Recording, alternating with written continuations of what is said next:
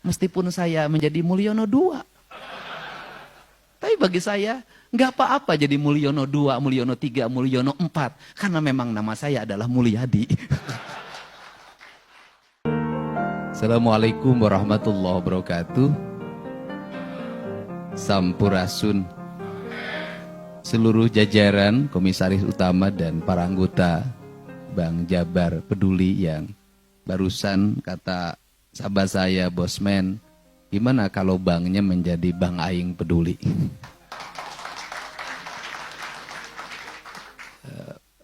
Mantan-mantan dirut, kemudian mantan-mantan komisaris. Mantan itu sangat mulia dan berharga. Manakala sudah berpisah saling tetap mengasihi. Sahabat saya, Abah. Saya nyebutnya Abah, panggilannya Gus Miftah. Apa ciri sahabat? Ciri sahabat itu adalah dia hadir di sampingnya saat orang menghujatnya. Dia hadir di sampingnya saat orang meninggalkannya. Itulah sahabat. Bukan yang berlari ketika orang susah, yang datang paling dulu ketika dia bahagia. Itu bukan sahabat. Itu namanya politisi. Apa sih sebenarnya yang ada dalam pikiran saya? Saya ini hidup tanpa perencanaan, tanpa buku, tanpa pulpen, tanpa iPhone, dan tanpa laptop. Seluruh apa yang ada dalam diri saya hanya letakkan di alam bawah sadar saya. Mungkin ini satu-satunya manajemen di Indonesia. Karena saya meyakini bahwa manusia yang meletakkan kakinya di atas bumi dan meletakkan pikirannya di langit, maka dia akan berjalan dalam panduan. Berjalan panduan siapa yang memandu? Yang memandunya adalah sang pemilik semesta. Dan siapa yang memberikan tongkatnya? Yang diberikan tongkatnya adalah alam semesta. Alam semesta ini itu punya ornamen alamiah yang disebut dengan leluhur. Maka leluhur itu dalam orang Sunda disebutnya karuhun. Maka kalau Abah kan orang NU, Abah meletakkan para karuhun itu, leluhur itu dengan bahasa para aulia, para ambia, para wali. Kesananya para sahabat. Sama meletakkan pada leluhur. Sehingga negara-negara yang meletakkan dirinya pada tanah yang dipijaknya, pada air yang diminumnya, pada udara yang dihisapnya, pada matahari yang membakar dirinya, dan dia berpegang teguh pada leluhurnya, saya melihat seluruh negara itu maju. Cuman perbedaannya adalah meletakkan leluhur pada tradisi itu di kalangan kaum NU, kaum Nahdien, dan kami kaum tradisi. Dan meletakkan kerangka leluhur dalam konstitusi. Maka yang meletakkan leluhur dalam konstitusi itu adalah Inggris, Prancis, Jerman, Australia, Jepang, dan negara baru sekarang yang menjadi raksasa dunia yang berani berdiri tegap di depan Trump adalah Tiongkok. Apa sih sebenarnya yang membuat majunya Tiongkok? Yang membuat majunya Tiongkok itu adalah ada seorang anak kandung ideologis komunis. Yang dia memiliki watak berpikir ideologis komunisnya luar biasa. Kemudian dia keluar dari cara berpikir umum, kemudian menekuni kapitalisme. Belajar berkeliling dunia, memahami kapitalisme. Dia tentunya awalnya dibenci. Tetapi kemudian dia berkata, sampai kiamat. Karena orang Tiongkok nggak percaya kiamat. Sampai kapanpun Tiongkok tidak akan mengalami kemajuan. Manakala mimbar-mimbar kita hanya diisi dengan bicara ideologi. Tapi tidak pernah bicara bagaimana strategi meraih kemajuan dan kekinian. Maka anak kandung itu melakukan perubahan cara berpikir Tiongkok dari komunisme, kemudian dikelola basic ideologinya, dikelola gotong royongnya, dikelola ketahanan mentalnya, dikelola ketahanan lingkungannya, kemudian menjadi raksasa dunia. Kapitalisme dibangun di atas komunisme. Bayangin. Bisnis Amerika dilakukan oleh individu. Individunya kemudian melahirkan pajak. Pajaknya untuk kesejahteraan. Dan dia bekerja secara individu. Kemudian negara membuat sistem kebebasan dia untuk berbisnis, berusaha, tapi rambu-rambu etika dalam usahanya, etika dalam bisnis, etika dalam politiknya sangat kokoh. Lahirlah raksasa. Tetapi ini lebih cepat lagi. Pebisnis dibungkus dengan namanya BUMN, menggerakkan ekonomi negara, menguasai tanahnya, menguasai airnya, menguasai udaranya, menguasai sumber daya alamnya. Kemudian di backup oleh militer, di backup oleh agen intelijen, menggerakkan ekonomi lokal negaranya, kemudian mengekspansi negara-negara lain. Bayangin, negara membackup sebuah bisnis, apa yang akan terjadi? Raksasa yang tidak mungkin dikalahkan. Nah, out of the box adalah sebuah proses berpikir untuk merubah paradigma. Saya tidak ngerti perbankan.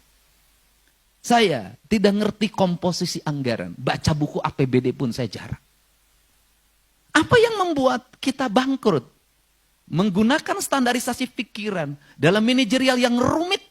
Dalam perbankan. Harus lulus ini, lulus ini, lulus ini, lulus ini. Sertifikat 7 truk tidak akan punya arti kalau rasa dan cintanya tidak ada. Buktinya BJB. Hebat-hebat. Lulus OJK. Katipu 8 triliun. Apakah Jenderal Sudirman itu belajar ilmu militer sekolah di Amerika?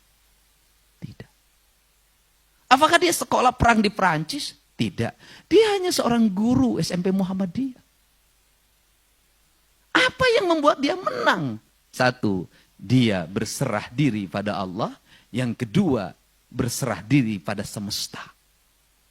Maka dia bersatu dengan seluruh alamnya, maka alam menjadi petunjuk hidupnya. Maka ketika musuh datang, hujan pun turun. Jangan ngomong mistik, Pak. Nggak ada. Bagi saya semua hidup ini ilmiah. Jadi hubungan manusia dengan seluruh alam dan lingkungan itu akan melahirkan sebuah kekuatan besar. CCTV yang banyak tidak akan ada arti di kantor, Pak. Nggak, menurut saya. Saya ini orang yang sampai hari ini yang teknologi modern nggak pernah lihat CCTV, Pak. Ngapain, Pak? Apa CCTV yang paling tajam dalam diri kita? Rasa kita. Rasa kita bisa membaca ini karyawan bohong atau tidak. Rasa kita bisa membaca ini karyawan kemudian nyelipin uang atau tidak. Jujur atau tidak. Di mana rasa itu bagi seorang pemimpin? Ada pada mimpinya. Ada pada getaran hatinya. Untuk itu pemimpin itu beda. Karena pemimpin beda, maka pemimpin tidak boleh melakukan yang orang lain melakukan. Maka pemimpin harus melakukan yang orang lain tidak melakukan. Kalau sudah jadi pimpin, kalau nakal harus pilih-pilih. Jadi kalau Pak Dirut, nggak boleh lagi nakal sama karyawan, Pak. Kelasnya harus naik. Nggak boleh lagi, karena dia beda, Pak. Makanannya harus beda, minuman beda, cara berpuasa beda. Pemimpin, Pak, kalau Anda ingin bebas hidup kayak orang lain, jangan jadi pemimpin, karena pemimpin itu Brahmana. Dalam kaidah kebudayaan, Brahmana, Waisa, Satria, Sudra, itu bukan penggolongan manusia, tapi tingkatan manusia. Kata kaum Brahmana, ketika ada orang berjudi, biarin. Namanya juga sudra. Bukan dalam perspektif syariat ya. Ini pandangan kebudayaan. Ya sudra itu kebahagiaannya itu. Kupluk-kupluk dan gak gede dan gak merugikan negara. Nyambung ayam, sudra. Joget-joget di tempat gelap, itu sudra. Karena sudra itu memperoleh kebahagiaan secara material. Gitu loh. Ganti-ganti istri itu sudra. Karena meletakkan kebahagiaan pada aspek material. Sudra itu hukumnya cuman 2. Bibir basah, kanyut basah. Sudah. Kalau sudra itu, ya begitu. Kalau sudra itu yang diomongin itu.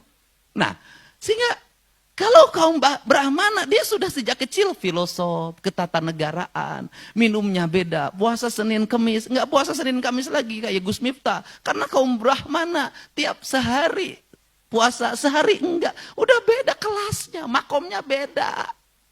Jadi kalau honornya beda, memang makomnya juga beda. Ini penting. Nah ini tingkatan ini penting, beda. Sehingga kalau dia bersinggasana, bertahta, bukan dia tidak mau campur, tapi tingkatannya. Nah, sehingga Mas Sujiwo Tejo itu kenapa nggak setuju sama demokrasi? Kenapa? Mas Dedi, demokrasi itu dipilih, kata dia. Nanti Sudra jadi pemimpin. Jadi kalau Sudra jadi pemimpin, yang diomonginnya bukan tata negara, bukan filsafat, bukan nambah istri, honor ditaikin, nggak puasa, makanan enak. Ini bahaya bagi negara.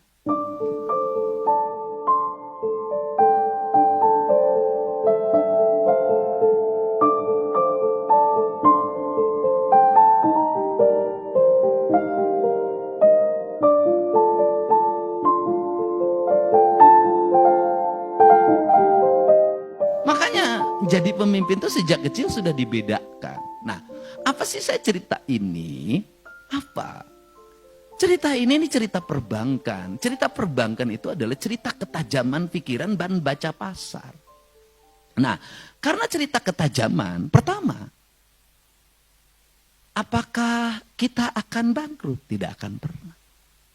Apakah kita tidak akan kompetitif? Tidak akan pernah. Selama apa? Selama niat kita dan kemudian diri kita ada. Kata orang Sunda itu ngawiraga sukma. Ngawiraga sukma itu dalam bahasa biologi disebutnya bersenyawa. Kemudian dalam bahasa kebudayaan manunggal. Kalau dalam bahasa Abah nauhid. Apa itu? Saya katakan ketika orang bekerja di BJB, maka BJB menjadi bagian yang tak terpisahkan dalam hidupnya. Itu penting. Apa yang merusak sebuah perusahaan, sebuah korporasi, sebuah lingkungan? Apa? Ketika yang mengisinya menjelekkan tempat dia bekerja. Kemana bercerita? Terbalik bang. Terbalik. Maka korup di TNI gak boleh anak buahnya. Apapun yang terjadi gak boleh bercerita keluar. Maka korup. Maka untuk itu kalau BJB ingin berhasil, seluruh pegawainya masukin barak militer. Serius saya. Serius. Ini nggak main-main. Masukin barak militer. Untuk apa? Persenyawaan, penyatuan jiwa. Dan di barak militer nanti akan ketahuan mana pegawai yang punya visi, mana pegawai yang asal-asal. Dari situlah terjadinya seleksi. Alam yang akan menseleksinya. Disumpahin satu-satu. Saha anu nek maling KBJB, sanu teu digawe KBJB, saumur hirup sia, 7 turunan sia, moal pernah berkah. Sumpahnya itu, Pak. Ini penting. Jadi menyatukan diri. Saya ini, Pak, orang yang paling gila dalam berspekulasi. Kenapa?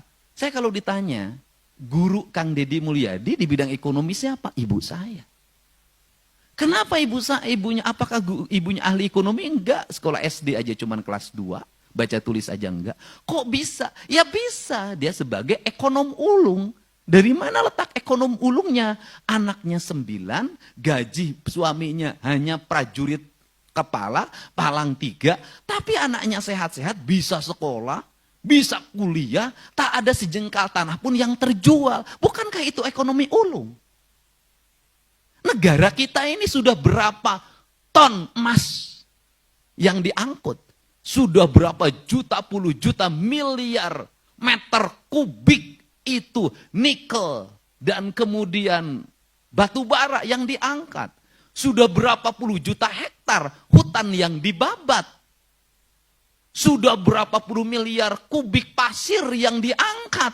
Tapi kenapa hutangnya gede, kemakmurannya makin jauh? Padahal para menterinya dari dulu sampai sekarang lulusan terbaik. Kenapa? Satu hal, bekerjanya tidak menggunakan rasa dan hati. Pendekatannya outcome benefit. Sehingga saya, ketika saya dulu, dan itu saya lakukan sekarang. Saya dulu ketika jadi bupati, yang saya tanya itu bukan pendapatan. Saya bilang ngapain ngomongin pendapatan. Pasti yang saya tanya belanja. Ini belanja duitnya dipakai apa? Maka saya lakukan sebelum sekarang jadi gubernur dan Pak Prabowo jadi presiden. Saya 15 tahun yang lalu sudah membuat namanya realokasi. Ini apa? Ini apa? Ini apa? Belanjanya untuk ini. Bagaimana percepatan agar belanjanya cepat? Saya bilang cepetin ini jalan, hibahin sama tentara. Tentara yang ngerjain. Itu dari dulu saya. Kalau sudah belanjanya diperbaiki, maka saya ini Pak, ini barangkali satu-satunya pemimpin daerah yang dalam setiap tahun itu paling BJBK, paling gak suka zaman itu bupati saya. Kenapa? Di saat kabupaten lain silvanya 1 triliun, saya minus 3 juta. Dan saya analisis betul tiap hari. HP saya itu lihat, hari ini berapa belanjanya, hari ini berapa uang masuk. Saya tuh kalau nyusun APBD Pak, begini, saya bilang berapa jumlah anggaran pembangunannya, 600 miliar Pak. Oke, penurunan tender berapa? Rata-rata 10%. Oke, berarti 60 miliar masuk lagi pendapatan.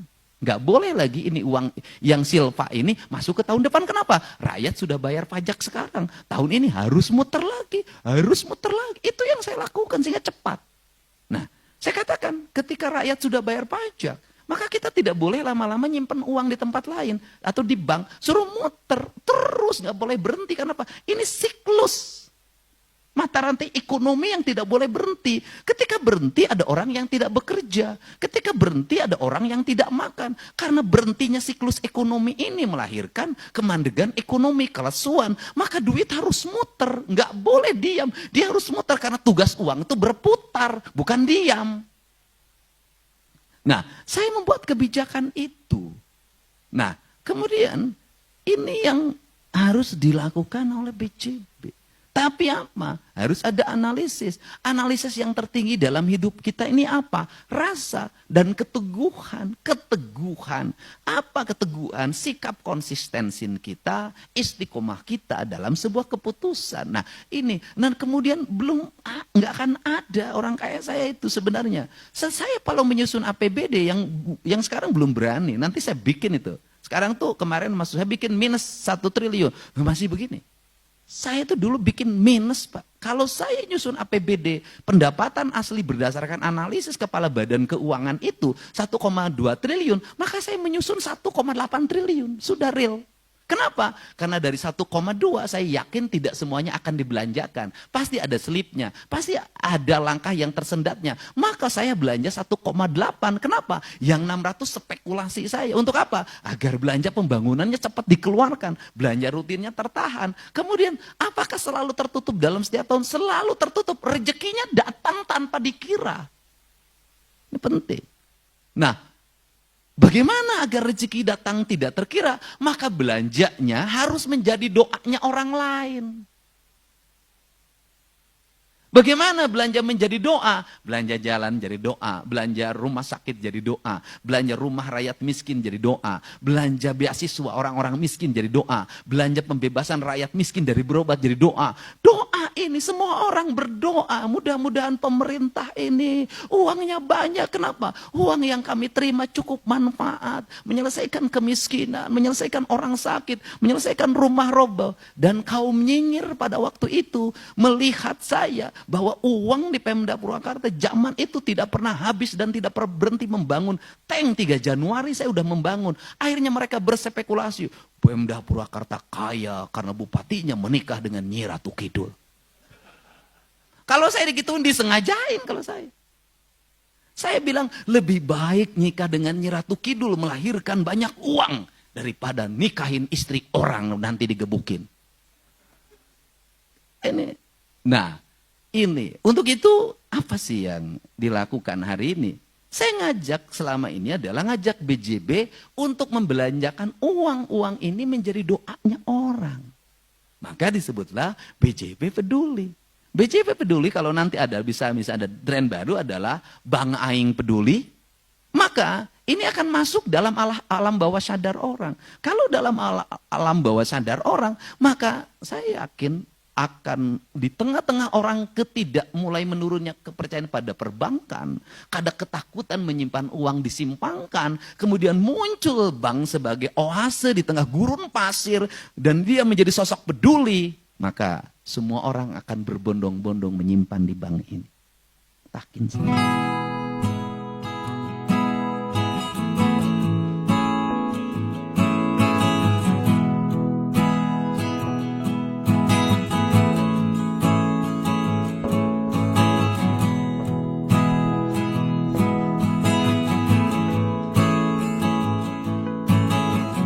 Apa yang ada dalam pikiran publik hari ini adalah ingin mencari seseorang yang dipercaya.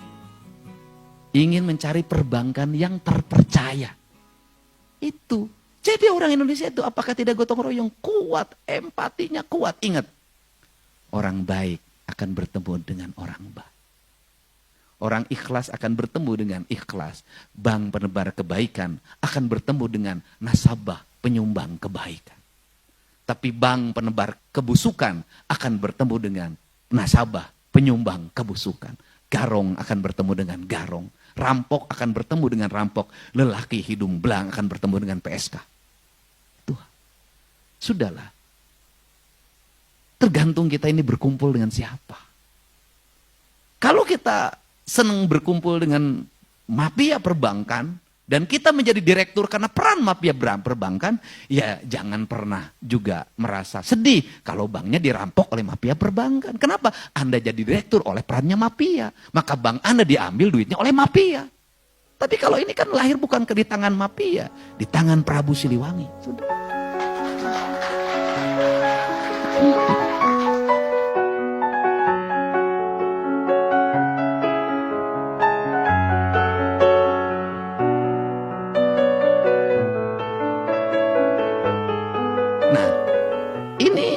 Ini penting. Nah, untuk itu mari kita bangun kesadaran. Ini ideologi. Kenapa bagi saya? Ini ideologi. Loh, nah di Indonesia ini nanti ada bank yang mampu menyelesaikan seluruh problem dirinya dalam waktu cepat, merecovery. Kemudian lahir kepercayaan publik. Berbondong-bondong orang menyimpan. Dan kemudian orang yang meminjam pun orang yang memiliki orientasi untuk pengembangan ekonomi, pengembangan pembangunan. Dan itulah namanya Bank Aing, BJB. Atau BJB Bank Aing. Sudah. Dan ini perlu watak ideologi. Saya berulang-ulang ideologi. Saya selalu meneguri lingkungan di Pemda. Provinsi itu kamu bekerja tidak ideologis. Kamu bekerja hanya mengikuti aspek administratif.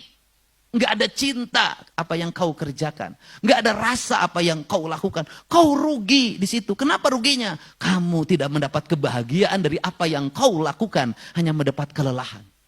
Tetapi lain kalau yang dengan cinta. Dia tidak akan pernah lelah. Karena cinta menghilangkan siang dan malam. Maka beruntunglah orang yang dalam setiap waktu dimabuk cinta. Karena dia akan lupa siang dan malam. Maka cintailah pekerjaanmu sebagai sendi utama dalam hidupmu. Nggak ada masalah, lupakan istri yang ada di rumah. Cintai Bang Jabar sepenuh hati. Karena istrimu tidak akan pernah lari selama engkau bekerja di Bang Jabar. Tetapi ketika engkau di PHK oleh Bang Jabar, maka istrimu akan lari ke tempat yang lain. Yakinlah itu. Ini penting. Dan yang paling suka terhadap ini adalah Dirut.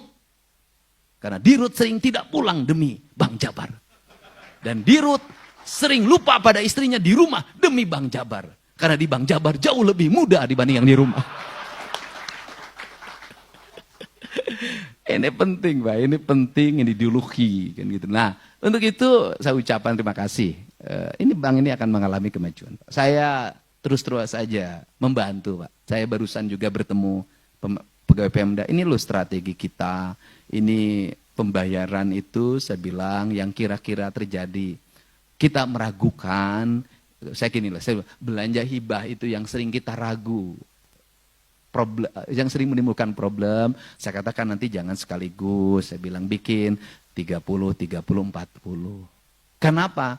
Pertama, untuk mengatur ritme keuangan daerah. Yang kedua, untuk memastikan penggunaan. Yang ketiga, biar Bank BJB agak lama uang Pemdanya tidak cair di tengah. Dan kalau dari sisi personality Deddy Mulyadi, saya sangat rugi bermitra sama BJB. Rugi, Bah. Rugi, Bah. 1 menit 150 juta tidak bisa saya dapatkan.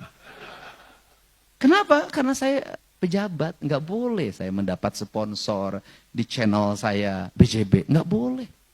Dan BJB dengan nikmatnya mendapat tayangan-tayangan tanpa bayaran. Dan ini penting, kenapa? Udahlah, marketing yang terbaik hari ini adalah YouTube dan TikTok. Nggak ada yang bisa menyaingi hari ini. Mau pakai media apa, Pak? Penontonnya udah nggak ada.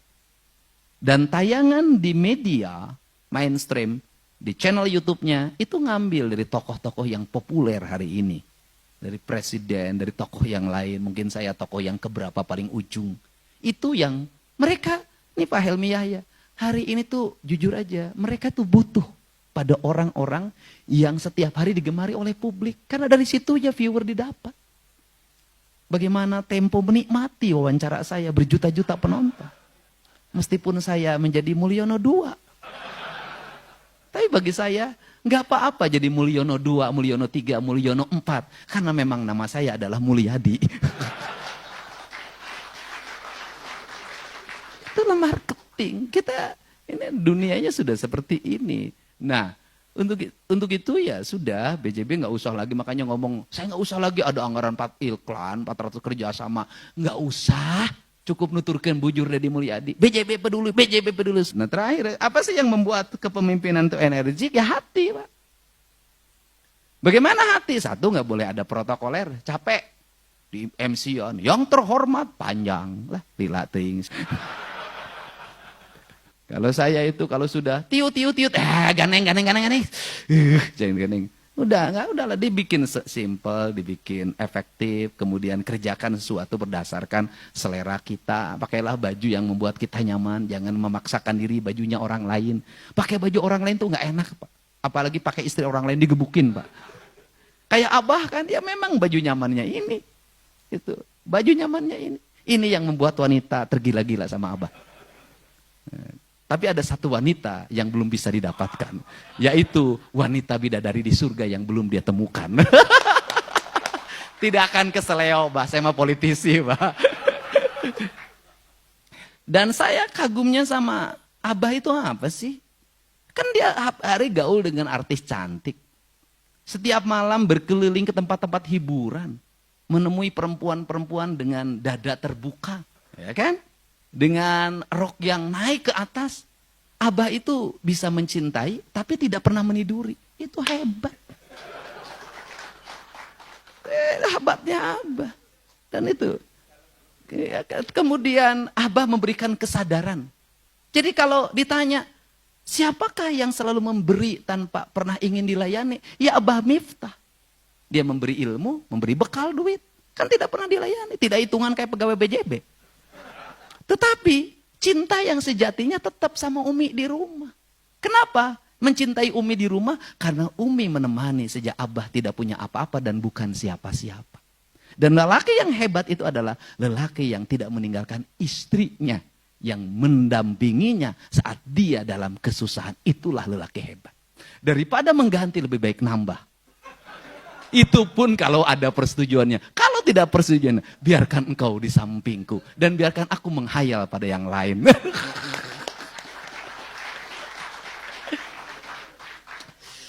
Tapi BJB nggak usah transfer sama saya. Walaupun ceramahnya agak mirip-mirip Gus Miftah. Jadi ini yang buat ya sampaikan apa adanya, sampaikan ada dalam hati kita. Karena relung hati kita itu adalah perpustakaan abadi. Jadi perpustakaan abadi manusia itu adalah hatinya, rasa dan cintanya, itulah perpustakaan kita. Nah untuk itu saya ucapkan terima kasih. Selamat BJB Bang Aing, semoga semakin peduli. Kalau PJB buka tabungan, maka tabungan BJB adalah tabungan kebaikan. Tabungan kebaikan. Semakin dekat dengan saya, semakin kenal dengan teman-teman saya, insya Allah nanti ratusan teman-teman saya akan nyimpan di BJB. Kalau satu orang nyimpannya 25 miliar kali 100, 2,5 triliun nyimpan di sini. Terima kasih Bang Helmi Yahya dan semua para anggota komisaris. Kita memiliki semangat. BJB, BJB, BJB. Terima kasih. BJB Bang Aing, BJB Nu Aing. Jawa Barat istimewa. Allahumma afiq ila aqwamit thoriq. Assalamualaikum warahmatullahi wabarakatuh. Sampurasun.